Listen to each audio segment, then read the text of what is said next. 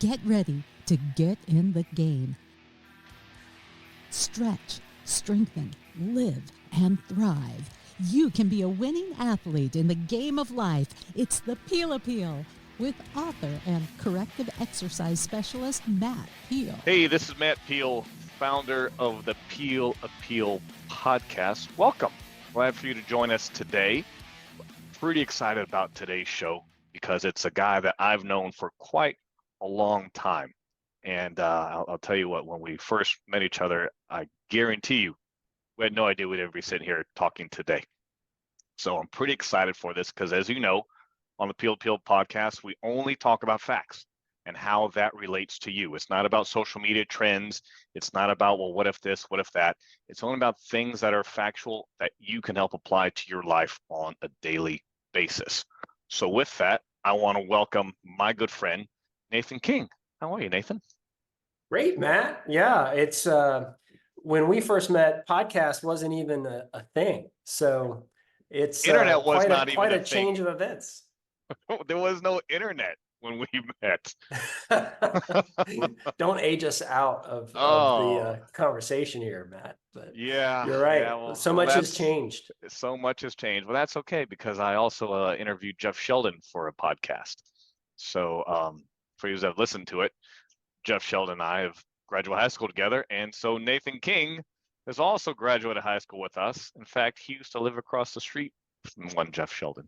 Yeah, that's right. Yeah, so it's good to be connected to you and then to him as well. It's amazing how rich friendships can be over decades and how much they can contribute to your own well-being and your own growth as a human being. Oh, absolutely. And that's where it starts out is in networking and becoming friends, and then who knows where it leads, and the fact that we can still now come up with something like this over 30 years later. And I know you have two sons. My son's about to graduate college, and one of the things that I'm emphasized with him is things like this, is networking, is making yourself available, talking to someone, just shaking a hand, because you don't know where that's going to lead. And I know in your business as an executive coach, that's an important part of what you do is helping to build relationships with people and for them to now build relationships with their team. So kind of tell us about how you got into that. Yeah, that's right. And just to respond to your point, there's so much serendipity in the relationships and the meetings that we have. You never know where they're going to go. So Right. The point is to have a lot of them, and only good things will happen. But so my background is I have been a business leader in a range of different types of companies over the last 20 plus years. I've worked in publicly traded companies, private equity backed, and even startup companies. And I've worked in product management and services leadership. I've been a department leader, a business unit leader. And one thing that always jumped out to me in those different roles was how meaningful it was for me to work individually with people, to help them overcome their fears and to help them achieve things in their business that they weren't sure that they could achieve. Right. And I recognized that was what my real passion was. And so about a year ago, I went out on my own to become an executive coach. And I also do some consulting as well to help organizations get strategic clarity or better marketing strategies to their different services or their products. And then executive coaching is obviously a huge part of that too. Right. Yeah. Coaching is everybody needs a coach. At some way, shape, or form, whether it's executive coaching or, a counselor, a therapist, just help you through emotional times, or someone like me with fitness professional. So yeah, if you're going to get good at golf, you need a golf outside. coach. Yeah. You need that outside in perspective. If you want to be more fit, you need Matt Peel. If you want to be more effective with your business, you need somebody like a Nathan King or someone else who's going to walk with you through that process. Right. So as we blend that together, so tell me, and the audience there, how does fitness play a role in it? What got you interested with connecting kind of fitness with coaching and then, productivity and career longevity, things like that? Yeah, so my wife was pregnant. We have twin 14-year-old boys at this point. Mhm. But when she was pregnant, I was a champ at being a sympathy eater. And as her calorie consumption increased to support appropriately those two yes. little ones she was carrying, I showed my support in every way possible, and probably even used it as an excuse to go far beyond what was reasonable. And as a Yes. result, I gained 20 pounds, and Wow. that was became embarrassing. I wasn't comfortable Mhm. with how my pants looked. I was starting to think about having to buy different clothes. I just Mm, didn't like what I looked like in the mirror. And so I decided after the kids were born, I needed to make a change. And I started with just almost a random selection of a diet book, which was the South Beach diet. mhm. And that really prescribed a very disciplined eating strategy. Yes. It's essentially in its first phase, it's kind of like keto Right. is today. It's very restrictive in terms of carbohydrates. And I started losing weight, which I expected. But Mhm. what I didn't recognize when I started was how much better my energy was going to be, how much better Yes. my mood 100%. was going to be. And 100%. as a result of that, it kind of opened my eyes that if I wanted to be the most effective person I am in the workplace and relationally with my wife or my newborns at the time and with my Mhm. friends, Mhm. nutrition really mattered to that. And It it does. helped me realize you have to be integrated. It's not just you focus on profession in one box, and then over here you have this exercise box, and then over there you have your nutrition box. And then Right. there's a spiritual box too. All of those work together, either for your benefit and the benefit of people around you, Mhm. or to the detriment of you, your profession, and the people who are around you. So it was a very eye-opening experience. Exactly. And the CDC came out with this. They actually did two studies, 10 years apart. They did the 2008 physical activity guidelines. And then 2018, they kind of redid those guidelines and looked at them again, but added a cognitive component to their study. Mm. And this is out there. Anybody can look up the 2018 physical activity guidelines by the CDC. You go to cdc.gov.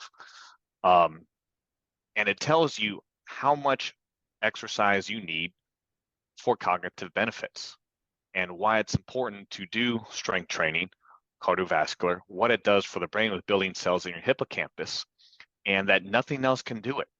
You can't take a pill, you can't take a potion, you can't just do Sudoku puzzles all day long and build brain cells. The only way you can do that is through elevating your heart rate. And so these are facts. That's why I like to talk about this. And it's easily out there. But why? It blows my mind because all humans, whether we're kids, it's neuroplasticity. I don't know if you've heard of Mhm, neuroplasticity before, mhm. right? So our brains are plastic as kids, pre-adolescent, and then as older adults when we forget some things and forget our balance and other concepts. So exercise is a great way to do that, and that just emphasizes it's out there and why people don't grasp grasp that too, then I don't get it. So maybe you can enlighten, like, what from the executive standpoint, a guy who's working 60 hours a week, right? He's leading a team. He's a CEO. He's a president. Time is an issue. How can someone like that time manage and build in exercise and make sure they're eating right into their schedules? If we were to take the example that you just gave of someone who's working too much, Hmm. they're sacrificing things like you say. They're sacrificing their exercise. They're probably sacrificing relationships. And that, like we talked about a few minutes ago, that's going to have a negative outcome for their professional ability and for their well-being, their happiness, their relational quality. Right. But where I start with that when I encounter someone who's overworking is what's driving them. Hmm. And it's interesting you bring up neuroplasticity because oftentimes what's driving them is a very deeply rooted fear or other emotional energy, which could include a sense of shame that they've carried with them. Brene Brown talks a lot about this in her own widely publicized work. She has a very famous, one of the most viewed TED Talks about the role of shame in shaping behaviors. And these emotional states can become ruts, essentially.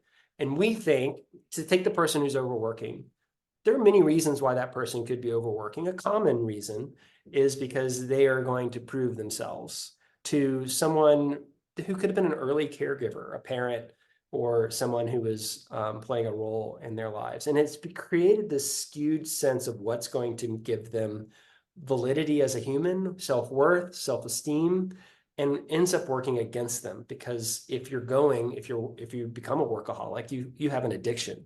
And that addiction is trying to solve some hole of meaning or some pain that you're trying to correct for. And neuroplasticity comes in because in the executive coaching space, it's essentially helping people to take an outside perspective to really see what's going on, and through that to train a new way of approaching problems. With maybe the approach is, well, I know how I'll solve my problem. I'll just work 12 hours a day.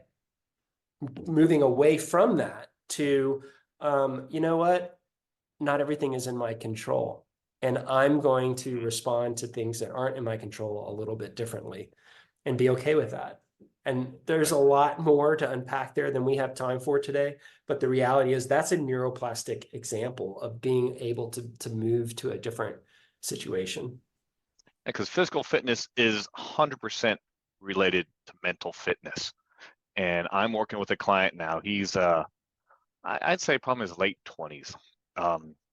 Guy that's just still, he's living at home, but he works in the city of New Orleans. So he crosses the causeway every day. But he's somehow let himself get almost 100 pounds overweight. So we're just in the infant stages of it. And he's noticing that his clothes fit a little bit better.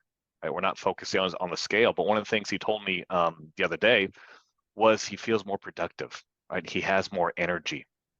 He doesn't fatigue as much, and his sleeping's actually getting a little bit better. So when you can realize that there's a direct connection like that if you're physically fit, you're going to be more mentally fit. Like, what can that do for someone? Yeah, well, I mean, when you make the investment in the mental fitness, you're now building something that's going to serve yourself in the future, serve the people that are in your, let's call it your domain. So your coworkers, your family members, your friends, any community groups or churches that you're a part of, because you're more available. You're more of who you are, your unique talents, your unique traits are able to go and support those areas of your domain.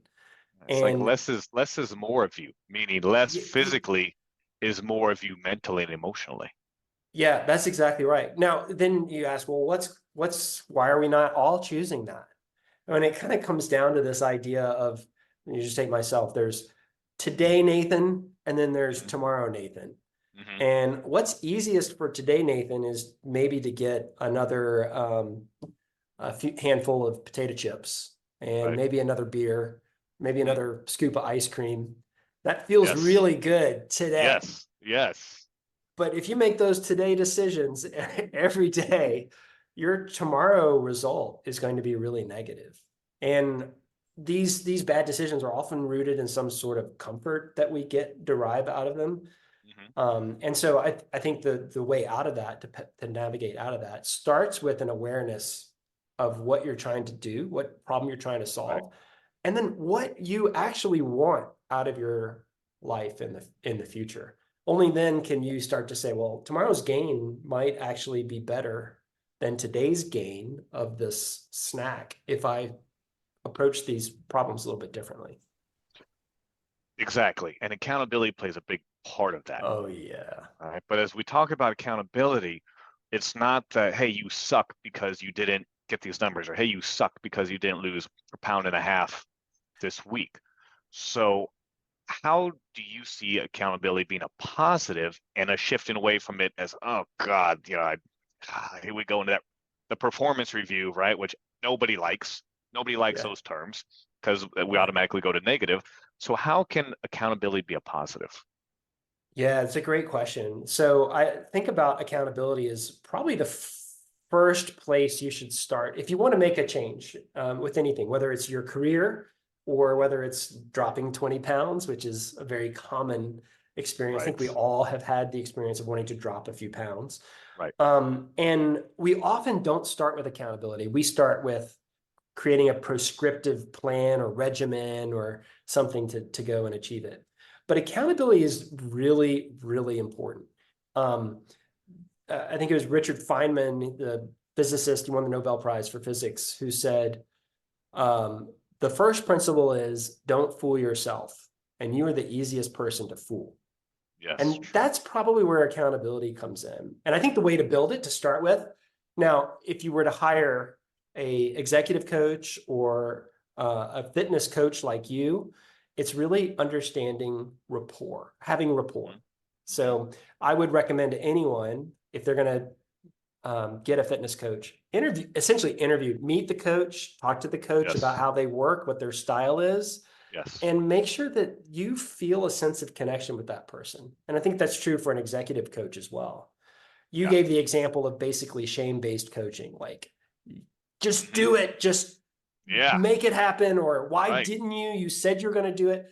And maybe that resonates for some people. It certainly doesn't resonate for me, but I've met executive coaches who are like that, Mm-hmm. and they continue to have clients. So I assume there are some people who benefit from that. It's Some certainly not people me. respond to different things. You're right. Yeah.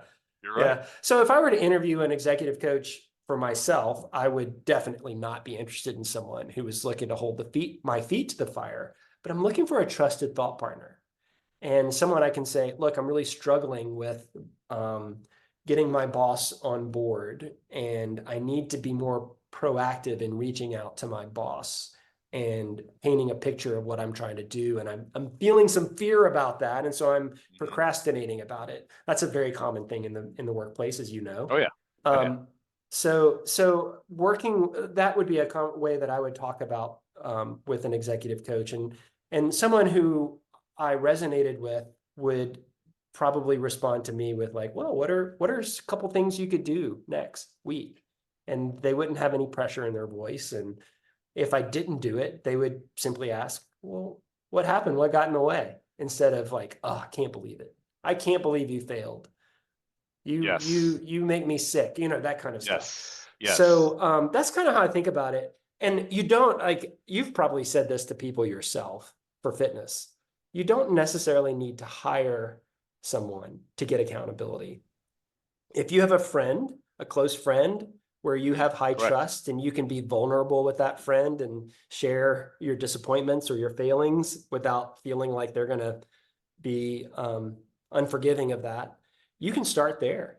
You can start by telling a friend, hey, I need to go to the gym more. Would you just send me a text next Tuesday to ask me if I went? Because that's then they can do ownership, that. right? Yeah. I think if you accountability is ownership with it. So you agree together, okay, these are the things I need to do. I don't want you to hold my feet to the fire, but I'm going to own that I'm going to be there.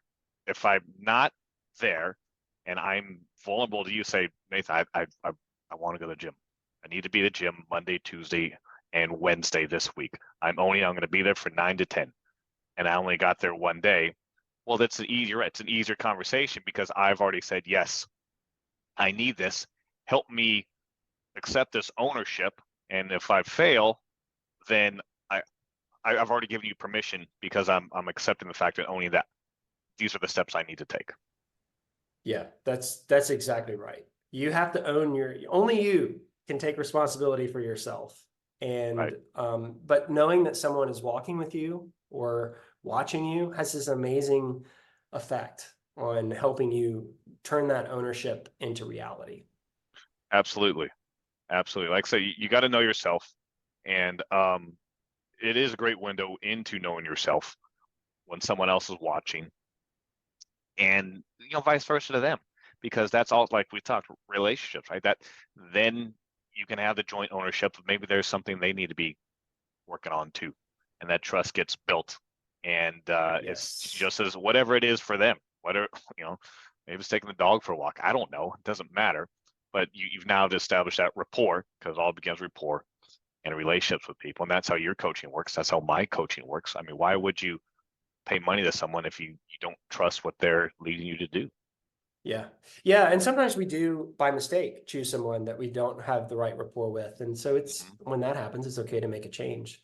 But Yeah. you talk about an interesting point of when you and someone, like you ask someone to check on you about whether you followed through on what you committed for yourself. And then you mentioned that becoming kind of like a two-way street. So that's effectively a peer coaching relationship. Right. And that is a very powerful concept. It doesn't only have to be one-on-one. You could create your own mastermind group. So I would challenge listeners to think about who in their life are they having these types of conversations with? And if none, what's holding them back? Right. And if they are, how do they take it to the next level to maybe define um, bigger outcomes they want, or a more frequent interaction between people, or should they expand from a duo to a trio, or a group of four or five to create more of a mastermind type of approach? There's a ton of opportunity there. Yeah, as long as you, I think what Napoleon Hill said, 6 or 7 is ideal. I think is what Napoleon Hill says for the mastermind. More than that, and it just gets a little too convoluted. Yeah, But minimum of 2. I think he said like 6 is like that sweet spot, that's a something like good that that's a good range to think about. in there, right in there.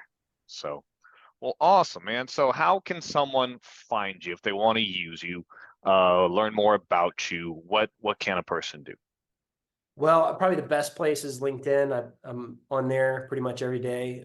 You can just search for Nathan King on LinkedIn, and then you can visit my website, which is at kingstrategicaction.com, and read about my services. And I also have a blog and a newsletter. If you want to get to know me better, that'd be an easy way to do that as well. Email? Do you want to offer anybody an email or anything else? Or Sure, you can email me at Nathan@King Strategic Action. okay, awesome, Nathan. Thank you very much for joining me today on the Peel Appeal podcast. It's been a pleasure to talk to you, Matt. Thank you for having me. Thank you. And until next time, I will see you later. Are you ready to get in the game? Get personal help, sign up for our newsletter, and pick up your copy of Athlete in the Game of Life, the book, all at mattpeel.com. Thanks for listening.